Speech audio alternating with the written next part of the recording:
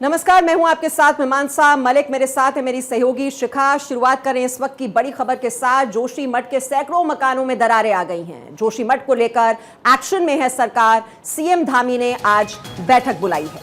Ground zero का जायजा ले सकते हैं धामी। ये एक बड़ी जानकारी। जोशीमठ को लेकर के एक्शन में सरकार और अब सीएम धामी भी जोशीमठ पहुंच सकते हैं, ये जानकारी हम तक पहुंच रही है। ग्राउंड जीरो का जायजा लेने के लिए पुष्कर सिंह धामी जोशीमठ पहुंच सकते हैं। जोशीमठ में सैकड़ों मकानों में दरारें आ गई हैं।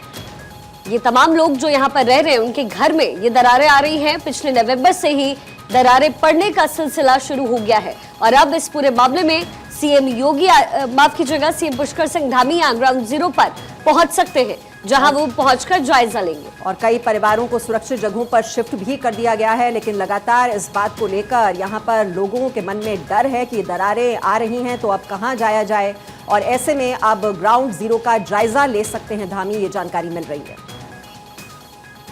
एक सभी लोगों के साथ इस पर एक गहन समीक्षा की रखी हुई है और हम पूरी तरह से जो वहाँ पर मैं कहूँगा कि दैवीय आपदा जैसी स्थिति है, उस स्थिति पर कैसे लोगों को ठीक प्रकार से रख पाएँ, कैसे उनका ठीक प्रकार से विस्थापन कर पाएँ, उसको लेकर हम बैठक करने वाले हैं। उसके अनुरूप आगे बढ़ने वाले हैं। हमारे आपदा प्रबंधन सचिव और हमारे अधिकारीगण कल से वहाँ पर गए हुए हैं और वो लगातार वहाँ का सर्वेक्षण कर रहे हैं। उस पर भी आज हम चर्चा करेंगे।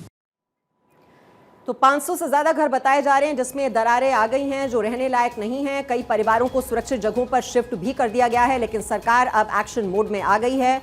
मुख्यमंत्री ग्राउंड जीरो पहुंच रहे हैं, वहां पर वो जायजा लेंगे। अब आगे क्या करना है, क्या रोड मैप होने वाला है उन परिवारों के लिए, उन घरों के लिए जहां पर ये दरारें देखी गई हैं। अब जो भू धसाव है ये वहां पर देखने को मिल रहा है और इसके भी वैज्ञानिक जो हैं वो स्टडी कर रहे हैं कि क्या वजह है कि यहां पर घरों में दरारें आनी शुरू हो गई हैं। हजारों लोग वहां पर दहशत में हैं, डर में जी रहे हैं और कब ये खतरा वहां पर नजर आए, कहां ये वहां पर जो मकान है ये भरभरा कर कहीं गिर ना जाएं। ऐसे में अगर वहां पर भूकंप भी आता है, ये डर भी वहां के लोगों को सता रहा है। तो कई लोगों के घरों में दरारें आई हुई हैं। 500 से ज्यादा घर बताए जा रहे हैं जो रहने लायक नहीं रह गए हैं। अब प्रभावित क्षेत्र का सर्वे किया जाएगा और ये पता लगाने की कोशिश की जाएगी कि आखिरकार वजह क्या है। और इसी बीच वहां जो तमाम स्थानीय लोग हैं वो जोरदार प्रदर्शन भी कर रहे हैं। जिस तरीके से जोशीमठ में स्थिति पैदा हो गई है, ये तमाम 561 घरें जिसमें दरारें पड़ गई हैं, इसके बाद लोग दहशत में हैं कि घर में रहें या फिर नहीं। विशेषज्ञ की टीम लगातार वहां पर सर्वेक्षण कर रही है और इसी सिलसिले को आगे बढ़ाते हुए सीएम पुष्कर सिंह धामी भी वहां ग्राउंड जीरो पर पहुंच सकते हैं। लेकिन इसी बीच ये तस्वीर सामने आ रही है, लोग दहशत में हैं, घर के बाहर निकले हुए हैं। लगातार लोगों का प्रदर्शन यहां देखने को मिल रहा है। और इस बीच एक और बड़ी खबर दिल्ली मेयर चुनाव से जुड़ी हुई। आज नहीं हो सका मेयर का चुनाव। हंगामे के बाद सदन की कार्यवाही स्थगित कर दी गई है। आगे की कार्यवाही पर पीठासीन अधिकारी फैसला लेंगे। तो लगातार ये हंगामा शुरू हो गया था 11 बजे। हालांकि ये वोटिंग होनी थी, मेयर और डेप्यूटी मेयर का ये चुनाव होना था, लेकिन वहां पर हंगामा शुरू हो गया। आम आदमी पार्टी और बीजेपी दोनों की ओर से एक दूसरे पर आरोप प्रत्यारोप चलते रहे कि वहां पर इस तरह का हंगामा क्यों किया जा रहा है। बात वहां पर हाथापाई तक पहुंच गई, यहां तक कि कुर्सियां भी चली सदन में। तो हालात इतने ज्यादा बिगड़ गए कि वहां पर सदन की कार्यवाही को स्थगित करना पड़ा है। आज नहीं हो सका है मेयर का चुनाव। दिल्ली एमसीडी चुनाव में ये महाभारत देखने को मिली। दिल्ली मेयर चुनाव पर ये बड़ी जानकारी, बड़ी खबर। आज नहीं हो सका है मेयर का चुनाव। एमसीडी में वोटिंग से पहले ही आप और बीजेपी के पार्षद एक दूसरे से भिड़ते नजर आए। तस्वीरें भी सामने आई। जोरदार विरोध करते हुए, एक दूसरे के खिलाफ नारेबाजी करते हुए तमाम पार्षदों को देखा गया। आंकड़ों का समीकरण बिगड़ा तो ये तमाम पार्षद एक दूसरे पर हमलावर हो गए। हाथापाई की नौबत पहुंच गई, धक्का मुक्की तक मेयर की लड़ाई पहुंच गई। एमसीडी में वोटिंग से पहले आप और बीजेपी के पार्षद एक दूसरे से भिड़ते नजर आए। तो दिल्ली मेयर चुनाव के दौरान जबरदस्त हंगामा। मनोनीत सदस्यों को शपथ दिलाने से पहले ही बीजेपी और आम आदमी पार्टी के पार्षद वहां पर भिड़ गए। सिविक सेंटर में डिप्टी मेयर और स्थायी समिति के 6 सदस्यों का भी आज चयन किया जाना था। 11 बजे वहां पर यह वोटिंग होनी थी, लेकिन उससे पहले ही यह हंगामा वहां पर शुरू हो गया। तस्वीरें आपके सामने हैं, किस तरह से वहां पर माइक निकाल दिया गया, हाथापाई होने लगी और वहां पर कुर्सियां भी चलाई गईं। तो यह सियासी संग्राम आज देखने को मिला। मेयर चुनाव से पहले ये जबरदस्त हंगामा, जबरदस्त बवाल और नारेबाजी हुई, हाथापाई वहां पर शुरू हो गई और इस वजह से वहां पर सदन की कार्यवाही को स्थगित करना पड़ा। और मनोज तिवारी ने क्या आरोप लगाए हैं आम आदमी पार्टी पर, उनकी बात सुनिए। इस सारी व्यवस्था को चलाने का अपना उनका जिम्मेदारी है, वही हिंसा पे उतारू है, वही लोगों को मारपीट करने के लिए तैयार हो रहे हैं। अगर आज बीजेपी के पार्षदों ने, हम सब ने वहां पे सबको अगर संयमित नहीं किया होता, धैर्य से काम नहीं लिया होता, तो आज सदन में बहुत खराब स्वरूप देखने को मिलता। क्यों डर है भाई? आम आदमी पार्टी को डर किस बात का है? क्या नैतिक रूप से आम आदमी पार्टी हार चुकी है? क्या उनको समझ में आ गया है कि वो उनके जो पार्षद है उनका साथ नहीं देंगे? किस बात का डर है? क्यों हंगामा है? सदन की व्यवस्था सदन के आज आयुक्त के अनुसार चलेगी और जब मेयर चुन लिया जाएगा तो मेयर अपने हिसाब से चलाएंगे। ये सारा संवैधानिक प्रक्रिया है। आप संवैधानिक प्रक्रिया का विरोध कैसे कर सकते हैं? कॉन्स्टिट्यूशनल राइट के तहत सारा कुछ हुआ है। अगर उसके बाद भी आप विरोध करते हैं तो आप बहाना मत बनाइए। सच्चाई ये है कि आम आदमी पार्टी नैतिक रूप से हार चुकी है, उनको अपने पार्षदों पे भरोसा नहीं। तो आपने सुना, मनोज तिवारी कह रहे हैं कि आम आदमी पार्टी को अपने पार्षदों पर भरोसा नहीं है। दरअसल दल बदल कानून यहां पर लागू नहीं होता है। क्रॉस वोटिंग की संभावना मेयर के चुनाव में बनी रहती है। ये देखिए सारा कितना खून पूरा हो गया और उसी के साथ में ये हमारी महिला एक और सदस्य है, ये भी पूरा शीशे से काटा हुआ है। तो आम आदमी पार्टी के लोग हमारी महिला सदस्यों के साथ में कैसे मार पिटाई कर रहे हैं और कैसे हाउस नहीं चलने दे रहे। और ये हमारे एक और सदस्य, इनका भी उंगली यहाँ से कट हो गया। तो ऐसे पूरा शीशे के साथ में वो कहाँ से शीशा लेके आ रहे हैं? सर, आप कह रहे कि वो शीशा इस तरीके से आम आदमी पार्टी के पार्षदों ने यहाँ पे गुंडागर्दी मचाई और हाउस को नहीं चलने दिया, शपथ ग्रहण समारोह नहीं चलने दिया। उसके बाद में मेयर का इलेक्शन था। दिल्ली की जनता मेयर चाहती है, मगर आज जो भी हुआ बहुत ही दुर्भाग्यपूर्ण है। आम आदमी पार्टी को ये लगता है कि उनका मेयर नहीं बनेगा, उनको अपने पार्षदों पर ही भरोसा नहीं है। तो साफ नीयत से आए थे, वोटिंग करने का आए थे, ग्रेसफुली हो जाना चाहिए था। उनके लोगों ने शोर शराबा, टेबल पे चढ़ के इतना शोर शराबा मचाया, तो उसके बाद ऐसा हो रहा, शोरोगुल उधर से शुरू हुआ है, डिस्टर्बेंस उधर से शुरू हुई। आप वहाँ मौजूद थे, जो दृश्य दिखाए जा रहे हैं, जो अंगूठा घायल है, कपड़े फाड़ दिए गए, क्यों हुआ ऐसा और कौन उसके लिए जिम्मेदार है? बहुत तकलीफ दे है। इससे हासिल क्या होगा? अच्छे तरीके से ग्रेसफुली ये हो जाना चाहिए था। बस खाम खा एक तरफ कह रहा है मेजॉरिटी है, उनको अच्छा अक्सरियत मिली है, अपना आराम से वोटिंग हो देनी चाहिए। तो मेयर चुनाव से पहले ये घमासान देखने को मिला। एमसीडी वोटिंग से पहले ही आप और बीजेपी के पार्षद एक दूसरे से भिड़ते नजर आए। आंकड़ों का समीकरण जिस तरीके से बिगड़ा तो फिर आम आदमी पार्टी के पार्षद बौखलाए। ये तस्वीरें आज आई। मनोनीत सदस्यों को शपथ दिलाने से पहले जोरदार हंगामा किया गया। बीजेपी और आपके पार्षद आपस में भिड़ते नजर आए।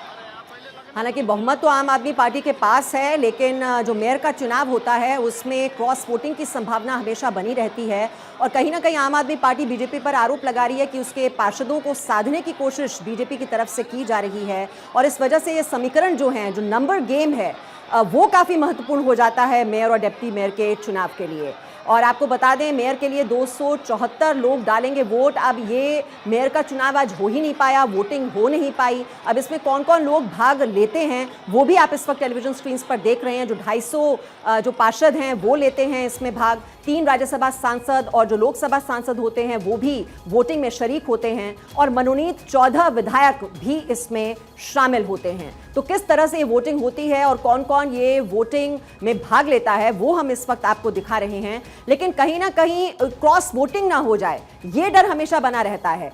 और जो बहुमत है वो आम आदमी पार्टी के पास है, लेकिन इससे पहले कि ये वोटिंग हो पाती, वहां पर मनोनीत जो सदस्य हैं उनको शपथ दिला दी गई और इसी बात पर आपत्ति जताई गई आम आदमी पार्टी की तरफ से कि कहीं ना कहीं बीजेपी की कोशिश ये है कि उनको शपथ दिलाकर उन्हें भी वहां पर वोटिंग का अधिकार दे दिया जाए। इसी को लेकर यह जबरदस्त हंगामा वहां पर शुरू हो गया वोटिंग से पहले, जिस वजह से सदन की कार्यवाही स्थगित करनी पड़ी, क्योंकि वहां पर बात जो है वो हाथापाई तक पहुंच गई। वहां पर काफी गर्मा गर्मी हुई और जैसा कि आप देख रहे थे वहां पर दिखा रहे हैं कि कई पार्षदों को वहां पर चोट भी आ गई। तो शपथ दिलाने से पहले ही वहां पर ये हंगामा हुआ, जिस वजह से वोटिंग आज नहीं हो पाई। अब जो पीठासीन अधिकारी हैं वो अब आगे की कार्यवाही तय करेंगी कि कब ये वोटिंग अब आगे मुमकिन हो पाएगी। और नंबर का आंकड़ा जो कहता है वो भी आपको बता दें, तकरीबन 150 सदस्य हैं आम आदमी पार्टी के जिन्हें वोटिंग करनी थी। वहीं बीजेपी की तरफ से ये आंकड़ा 115 है, लेकिन क्रॉस वोटिंग यहां संभव है मेयर के चुनाव में। इसको लेकर के आम आदमी पार्टी बीजेपी पर हमलावर रही। आम आदमी पार्टी के पार्षद लगातार बीजेपी के पार्षद से भिड़ते नजर आए। मेयर के लिए 274 लोग वोट डालेंगे, 250 चुने हुए पार्षद इसमें आते हैं, जिसमें 150 ये काउंटिंग, ये नंबर आम आदमी पार्टी की और 115 बीजेपी की। 3 राज्यसभा सदस्य भी हिस्सा लेते हैं, मनोनीत 14 विधायक इसमें हिस्सा लेते हैं। लेकिन आज ये वोटिंग हो नहीं पाई, उससे पहले ही जोरदार हंगामा हुआ। और अब आगे बढ़ते हैं। नरोत्तम मिश्रा की सत्ता संगठन से दूरी के क्या है मायने? मध्य प्रदेश सरकार के संकट मोचक माने जाते हैं गृह मंत्री नरोत्तम मिश्रा, और अब अचानक मिश्रा ने सत्ता संगठन के कार्यक्रमों से दूरी बना ली है। मिश्रा कटनी में भाजपा की प्रदेश कार्य समिति की बैठक में नहीं आए नजर। इंदौर के प्रभारी मंत्री होने के बाद भी वो प्रवासी सम्मेलन इन्वेस्टमेंट मीट से नदारद रहे। हद तो तब हो गई जब 25 दिसंबर को भी नरोत्तम मिश्रा नहीं आए नजर। ग्वालियर में अटल जी की स्मृति में भव्य समारोह में मिश्रा जी नहीं आए, जबकि सीएम शिवराज सिंह सहित 2 केंद्रीय मंत्री भी पहुंचे थे आयोजन में। और ग्वालियर में होने के बावजूद नरोत्तम मिश्रा नहीं पहुंचे समारोह में। वो बात अलग है कि नरोत्तम ने विधानसभा में सत्ता पक्ष की ओर से निभाई प्रभावी भूमिका। अभी भी हर रोज वो मीडिया के जरिए सरकार का बचाव करते हुए आ रहे हैं नजर। तो विपक्ष को घेरने में भी नरोत्तम मिश्रा निभा रहे हैं सक्रिय भूमिका।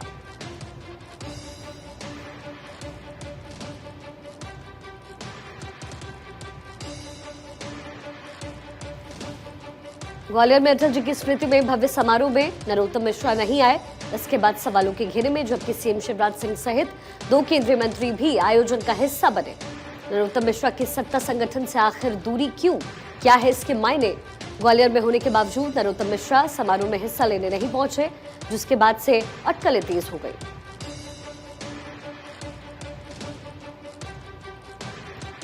नरोत्तम ने विधानसभा में सत्ता पक्ष की ओर से निभाई है प्रभावी भूमिका। अक्सर सरकार का बचाव करते हुए नरोत्तम मिश्रा मीडिया के सामने आते हैं, मीडिया के जरिए सरकार का बचाव करते नजर आ जाते हैं नरोत्तम मिश्रा। लेकिन सत्ता और संगठन से आखिर दूरी के क्या मायने?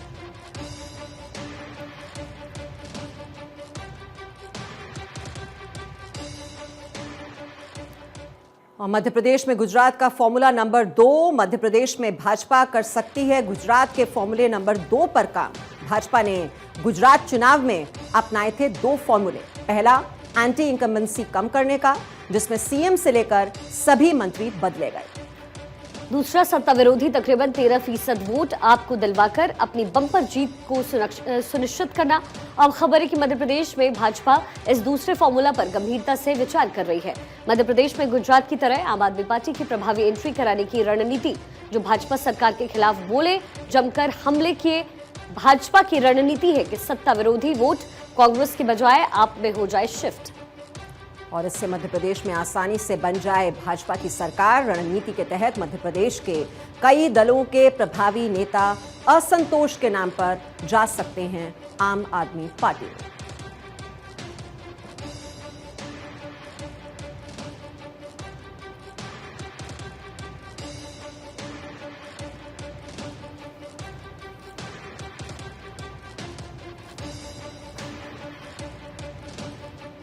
मध्य प्रदेश में गुजरात का फॉर्मूला नंबर 2, दोनों फॉर्मूला पर इस वक्त काम जारी। भाजपा की रणनीति, सत्ता विरोधी वोट कांग्रेस के बजाय आप में शिफ्ट कर दिया जाए।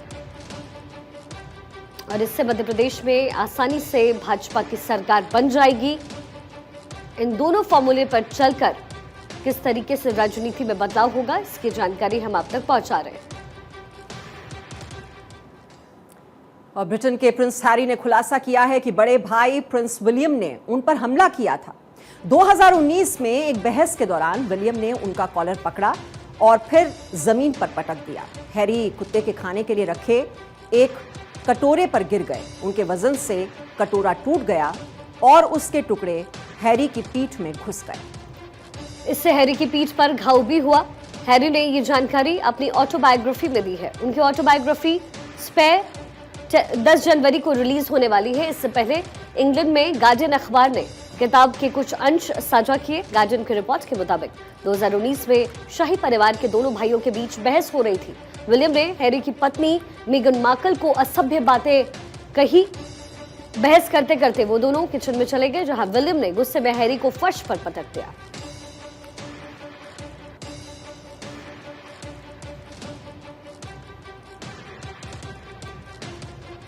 प्रिंस हैरी का यह दावा है कि भाई ने हमला किया। ऑटोबायोग्राफी में इस बात का उन्होंने जिक्र किया है। बहस करते करते दोनों के बीच कहासुनी हुई। ये पूरा वाकया बताया गया है, जहां प्रिंस विलियम ने प्रिंस हैरी को फर्श पर पटक दिया।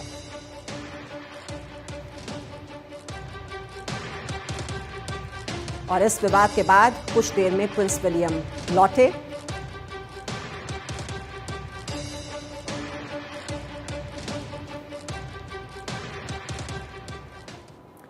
पंजाब विजिलेंस ब्यूरो ने धोखाधड़ी से उद्योग की जमीन रियल एस्टेट कंपनी को ट्रांसफर करने के मामले में पूर्व कांग्रेस मंत्री सुंदर श्याम अरोड़ा और 14 लोगों के खिलाफ केस दर्ज किया है। इनमें से 7 को गिरफ्तार भी कर लिया गया है। आरोप है कि मिलीभगत से उद्योग के लिए जमीन आवंटित की गई। ये कार्रवाई फॉरेंसिक साइंस लेबोरेटरी की जांच रिपोर्ट के बाद की गई। जांच में पाया गया कि कंपनी को प्लॉट ट्रांसफर करने वाली फाइल पर लूटिंग के 2 पेज फाइल में लगाए गए, जो बाकी पेजों से मेल नहीं खाते। आरोप है कि प्लॉट ट्रांसफर करने के लिए फर्जी दस्तावेजों का इस्तेमाल किया गया। फिलहाल इस मामले की गहनता से जांच की जा रही है।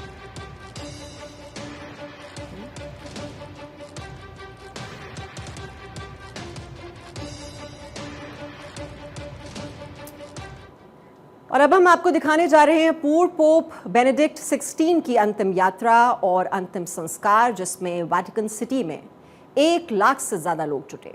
बेनेडिक्ट का शनिवार को निधन हो गया था। बेनेडिक्ट ने 2013 में अपना पद छोड़ दिया था। 600 साल के इतिहास में बेनेडिक्ट 16 पहले पोप रहे हैं जिन्होंने अपने पद से इस्तीफा दिया। बेनेडिक्ट से पहले साल 1415 में पोप ग्रेगरी सप्तम ने पोप के पद से इस्तीफा दिया। बेनेडिक्ट 16 कैथोलिक चर्च के इतिहास में पहले पूर्व पॉन्टिफ भी बन गए, जिनके अंतिम संस्कार का नेतृत्व मौजूदा पोप फ्रांसिस ने किया।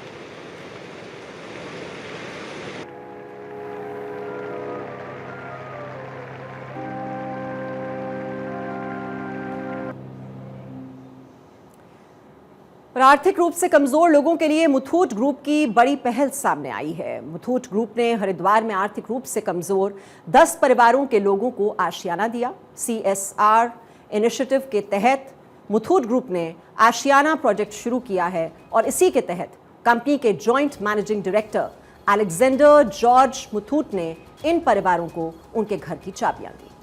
अपनी सामाजिक जिम्मेदारियों के तहत कंपनी ने जरूरतमंदों को देश के अलग अलग हिस्सों में 250 आशियाना होम्स दिए। कंपनी ने वर्ष 2018 में ही मुथूट आशियाना प्रोजेक्ट की शुरुआत की और केरल में बाढ़ से प्रभावित लोगों तक मदद भी पहुंचाई। मुथूट फाइनेंस देश की सबसे बड़ी गैर बैंकिंग वित्त कंपनी यानी NBFC है, जो लोगों को गोल्ड के बदले लोन मुहैया कराती है। मुथूट ग्रुप की पहल से अब उत्तराखंड के 10 परिवारों के लिए भी एक घर का सपना पूरा हो सका है।